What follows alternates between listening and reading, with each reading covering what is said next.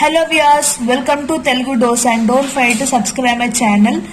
ఇప్పటి వరకు మనం ఇంటర్ ఫస్ట్ ఇయర్ అకౌంట్స్ లో 10 యూనిట్స్ కంప్లీట్ చేసేసాము. మీరు ఒకవేళ ఆ వీడియో చూడకపోతే ఆ వీడియో లింక్స్ డిస్క్రిప్షన్ లో పెడతాను. లైన్ వైజ్ గా డూ వాచ్ ఇట్. ఇప్పుడు నేను చాప్టర్ లెవెల్ అయిన రెక్టిఫికేషన్ ఆఫ్ ఎర్రర్స్ చాప్టర్ చెప్తాను. దీంట్లో మీకు ఓన్లీ ఆన్సరే వస్తుంది, ప్రాబ్లమ్స్ చదువుకునే అవసరం లేదు. దీంట్లో వన్ బెనిఫిట్ ఉంది, మీకు ఓన్లీ ఆన్సర్స్ మీకు ఎగ్జామ్ లో అడుగుతారు ఈ చాప్టర్ నుంచి. అందుకే నేను ఇంపార్టెంట్ ఆన్సర్ మీకు ఈ వీడియోలో ఎక్స్ప్లెయిన్ చేయబోతున్నాను. ప్రాబ్లమ్స్ ఏం నేర్చుకునే అవసరం లేదు, only refer the answer.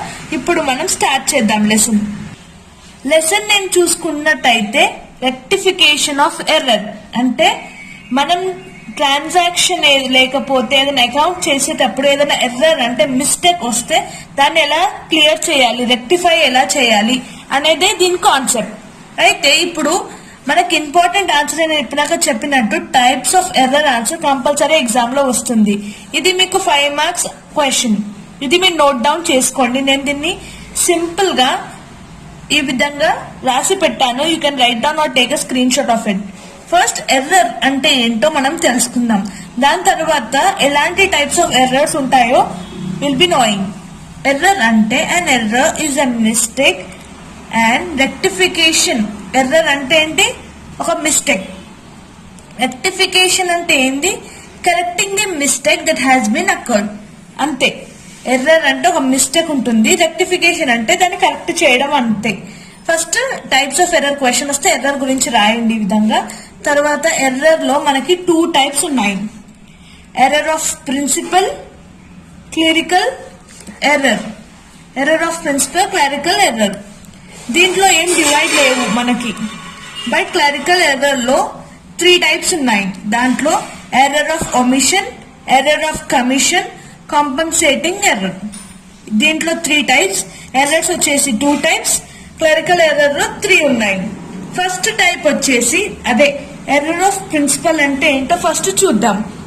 Error of principle అంటే error made to defective knowledge of accounting principle. అంటే ఒకవేళ మనము ఏదన్నా అకౌంట్స్ చేస్తే మనం అకౌంటింగ్ ప్రిన్సిపల్స్ అనేవి ఫాలో అవుతాం. దాని వల్ల వచ్చే ఎర్రర్, ఒకవేళ దానికి సరిగ్గా నాలెడ్జ్ లేనప్పుడు మనం అకౌంటింగ్ తయారు చేస్తే ఆ ఎర్రర్ నే ఎర్రర్ ఆఫ్ ప్రిన్సిపల్ అంటారు. ఇది జనరల్ గా ఎప్పుడు వస్తుందంటే error arise when distinction is not made between capital and revenue items. Capital కి ఇంకా రెవెన్యూ ఐటమ్స్ డిఫరెన్సెస్ సరిగ్గా క్లియర్ గా చేయనప్పుడు ఎర్రర్ ఆఫ్ ప్రిన్సిపల్ అనేది మనకి అక్కర్ అవుతుంది. ఇప్పుడు దీని ఎగ్జాంపుల్ వచ్చేసి మనకు ప్రిన్సిపల్స్ ఎన్నో ఉన్నాయి. కన్వర్టిజం ప్రిన్సిపల్ అనుకోండి. Accounting of conservatism is a principle. దాని బదులు ఇంకొక ప్రిన్సిపల్ ని మనం ఫాలో అయ్యి అకౌంట్స్ చేస్తే అప్పుడు ఎర్రర్ వస్తుంది. That is example of error of principle. Next ఇప్పుడు ఎర్రర్ ఆఫ్ ప్రిన్సిపల్ కంప్లీట్ అయిపోయింది.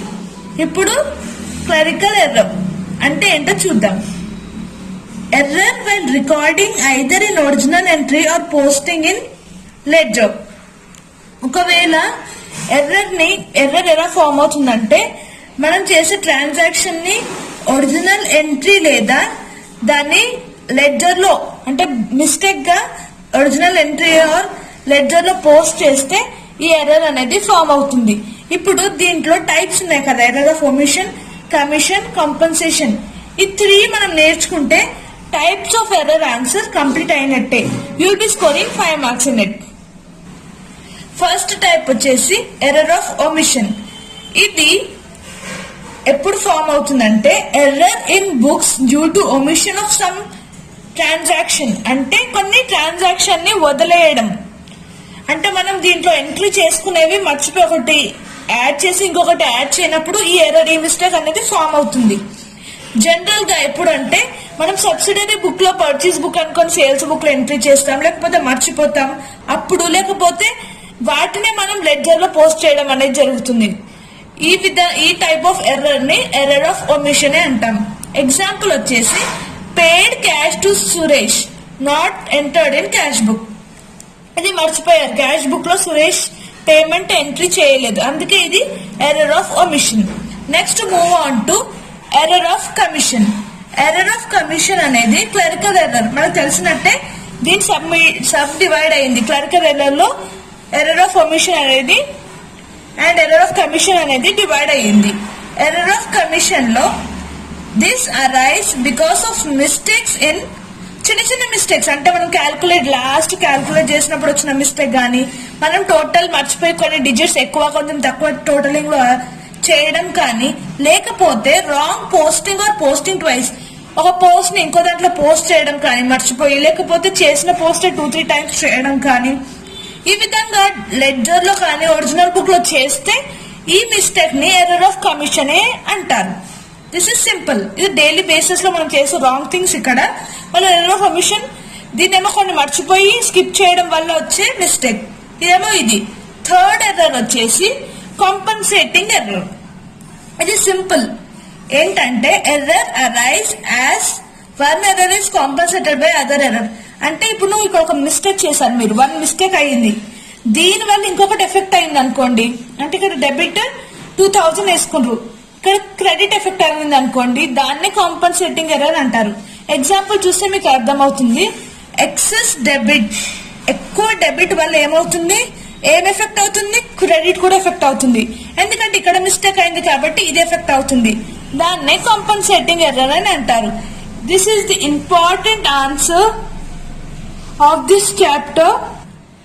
ఇంపార్టెంట్ ఆన్సర్ మీరు నోట్ డౌన్ చేసుకొని కంపల్సరీ ఆన్సర్ అండి. 5 మార్క్స్ కి they will be asking in final exam. దీంట్లో కొన్ని ఇప్పుడు 2 మార్క్స్ కి మీకు ఈ విధంగా కూడా అడగచ్చు. వాట్ ఈస్ కంపన్సేటింగ్ ఎర్రర్ అని 2 మార్క్స్ కి కూడా అడగచ్చు. 5 మార్క్స్ కి అయితే టైప్స్ ఆఫ్ ఎర్రర్ ఆన్సర్ చదువుకోండి. No need of referring any problems in this chapter. Next నేను important 2 marks suspense account answer చెప్తాను. Let's see. ఇప్పుడు ఈ చాప్టర్ లో important answer 2 marks answer suspend account ఒకటి చూద్దాం. దీంట్లో 5 మార్క్స్ అది, 2 మార్క్స్ ఇది రిఫర్ చేసుకోండి చాలు 11th చాప్టర్ లో. ఇప్పుడు సస్పెండ్ అకౌంట్ అంటే ఏంటో చూద్దాం. Suspense account is a imaginary account opened and used as a temporary measures to make the two sides of trial balance agree. అంటే ఇప్పుడు మీకు ట్రయల్ బ్యాలెన్స్ లో డెబిట్ సైడ్ ఏమో 5000 వచ్చింది, క్రెడిట్ సైడ్ ఏమో 4000 వచ్చింది. అయితే మనకి రెండు బ్యాలెన్స్ చేద్దామంటే అన్ని ఏం ఎర్రర్స్ లేవు, కంప్లీట్ గా కరెక్ట్ ఉంది. అప్పుడు మనకి రెండు సైడ్లు కరెక్ట్ అమౌంట్ రావాలంటే మనం ఒక ఇమాజినరీ అకౌంట్ ఓపెన్ చేస్తాం. దాన్నే సస్పెన్స్ అకౌంట్ అని అంటాం. దీన్ని ఎందుకు ఓపెన్ చేస్తామంటే ట్రయల్ బ్యాలెన్స్ బోత్ రెండు అగ్రి కావాలంటే మనం suspense account, imaginary account open చేసి టెంపరరీ మెజర్స్ కోసం మనం దీన్ని యూజ్ చేస్తాం. దాన్నే సస్పెన్స్ అకౌంట్ అని అంటారు. As and when the error which cause a disagreement in trial balance is deducted, rectification error should be passed through suspend account. Suspense account లో ఏమవుతుందంటే రెక్టిఫికేషన్ ఆఫ్ ఎర్రర్స్ ఏమవుతుందంటే ఫస్ట్ మన trial balance అనేది సరిగ్గా లేనప్పుడు మనం ఈ ఇమాజినరీ అకౌంట్ సస్పెన్స్ అకౌంట్ చేస్తాం. లేటర్ ఈ ట్రయల్ బ్యాలెన్స్ అంతా కంప్లీట్ అయిపోయినాక మనం రెక్టిఫికేషన్ ఆఫ్ ఎర్రర్ ప్రాసెస్ కి వెళ్ళినప్పుడు దాంట్లో ఏమేమి ఎర్రర్స్ ఉన్నాయో మనం చెక్ చేసుకొని దాన్ని ట్రయల్ బ్యాలెన్స్ అనేది అగ్రి చేసుకోవచ్చు. ఓన్లీ టెంపరరీ యూజ్ కోసం, మెజర్ కోసం మనం ఈ అకౌంట్ ని యూజ్ చేస్తాం. ఇది ఓన్లీ 2 మార్క్స్. మీరు ఇంత లెంత్ రాస్తే సరిపోతుంది. You can note it down. మళ్ళీ detection and rectification of all the errors should be result in automatic. నేను ఇప్పటిదాకా చెప్పినట్టే ఈ యూజ్ సస్పెన్స్ అకౌంట్ యూజ్ చేసుకున్నాక దాన్ని ఎర్రర్ అనేది రెక్టిఫై చేస్తారు, అంతే. This is all about chapter 11 rectification of error.